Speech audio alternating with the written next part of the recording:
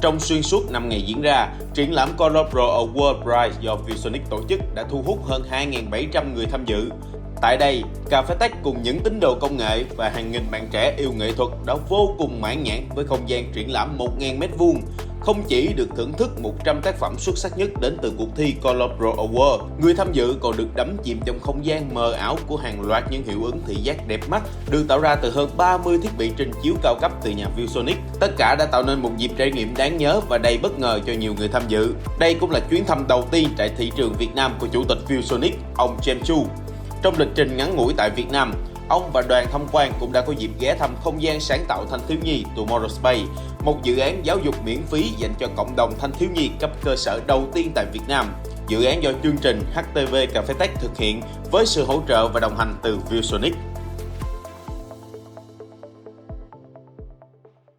Có một lần khi tôi ghé thăm một ngôi trường, hiệu trưởng đã nói với chúng tôi rằng chúng tôi có rất nhiều thiết bị giảng dạy như anh thấy ngày hôm nay, giáo viên không thể ứng dụng vào giảng dạy.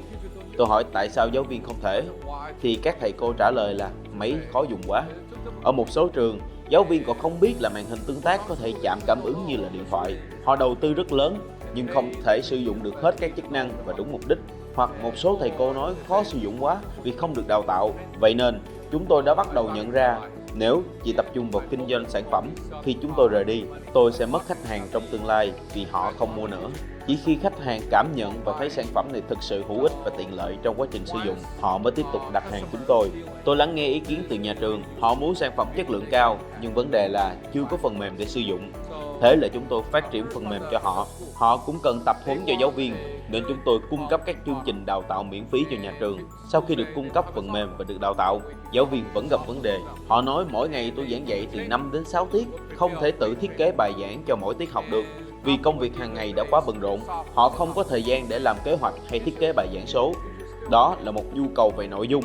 Những giáo án cũng đã được chúng tôi chuẩn bị sẵn cho giáo viên sử dụng, từ giáo trình điện tử, sách giáo khoa điện tử, tài liệu tham khảo điện tử, bài kiểm tra đánh giá điện tử. Thấy được những lý do đó, chúng tôi không thể chỉ bán phần cứng và thu lợi trước mắt. Tôi muốn những khách hàng trọn đời tiếp tục quay lại với chúng tôi, vì chúng tôi giúp họ giải quyết được vấn đề. Đầu tiên, chúng tôi đặt ra câu hỏi, khó khăn mà giáo viên đang gặp phải là gì? Nếu chúng tôi có thể giải quyết được những khó khăn đó cho họ, chúng ta có thể hợp tác lâu dài. Dạ vâng, vậy thì giai đoạn chuyển đổi này đã gặp phải những cái thách thức hoặc là những cái khó khăn nào thưa ông? Điều khó khăn nhất đối với chúng tôi đó là có thể giúp mọi người có cơ hội và trải nghiệm. Mọi người trong đầu đều nghĩ tới cách tiếp cận truyền thống trong giáo dục đầu tiên. Nếu chúng ta không bước những bước đi đầu tiên để chuyển đổi số, ta sẽ không bao giờ có cơ hội. Chuyển đổi số đang diễn ra rất nhanh chóng. Chúng tôi đang cần phải giới thiệu các sản phẩm tới giáo viên. Giáo viên cần phải trải nghiệm và họ cần được nhìn thấy những giáo viên khác đang giảng dạy thế nào. Và họ bắt đầu giảng dạy tương tác.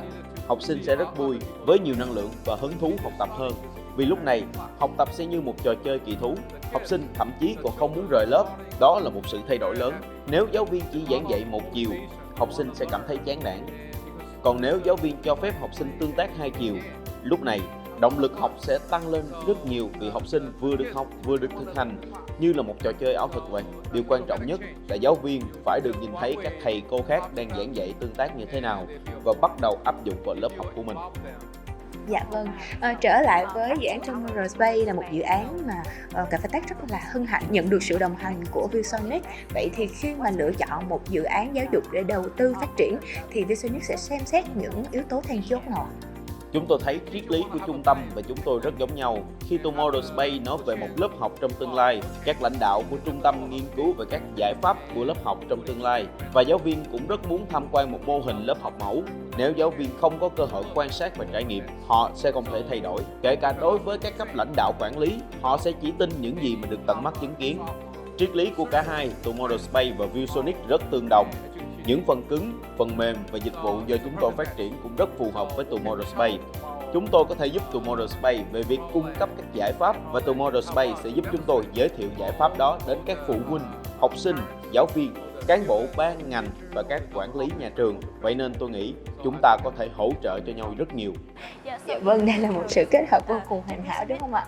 Dạ vâng, vậy thì trong tương lai gần ViewSonic sẽ có những kế hoạch nào tiếp theo để có thể đồng hành nhiều hơn với người tiêu dùng Việt Nam cũng như là góp phần phát triển chuyển đổi số trong ngành giáo dục tại Việt Nam? Thực ra đây là lần đầu tiên tôi tới Việt Nam. Trong ngày thứ hai của chuyến thăm, tôi nói với các nhân viên của mình rằng hãy liên kết với các tỉnh thành. Họ cũng sẽ cần các chương trình tương tự. Chúng tôi có thể kết nối và hỗ trợ cho các tỉnh thành. Đó là nhiệm vụ của chúng tôi. Ở các quốc gia khác cũng vậy. Kết quả vượt ngoài sự kỳ vọng của chúng tôi. Chúng tôi luôn sẵn sàng hỗ trợ các cấp chính quyền địa phương. Chúng ta có thể chung tay tạo nên một tương lai tốt đẹp hơn. Cảm ơn ông rất nhiều về những chia sẻ vừa rồi ạ. Và để khép lại chuyên mục này, chắc là xin ông hãy gửi một vài lời đến các giáo viên cũng như là những người đang rất là nỗ lực cho việc phát triển ngành giáo dục tại Việt Nam. Sứ mệnh của chúng tôi là cho mọi người thấy sự khác biệt thông qua các sản phẩm của mình. Chúng tôi không chỉ là một sản phẩm bình thường. Chúng tôi muốn tạo sự khác biệt. Chúng tôi muốn cung cấp các giải pháp cho mọi người và xây dựng một hệ sinh thái để giải quyết tất cả vấn đề mà mọi người đang gặp phải. Đó là nhiệm vụ của chúng tôi. Cảm ơn ông rất nhiều về những chia sẻ vừa rồi ạ.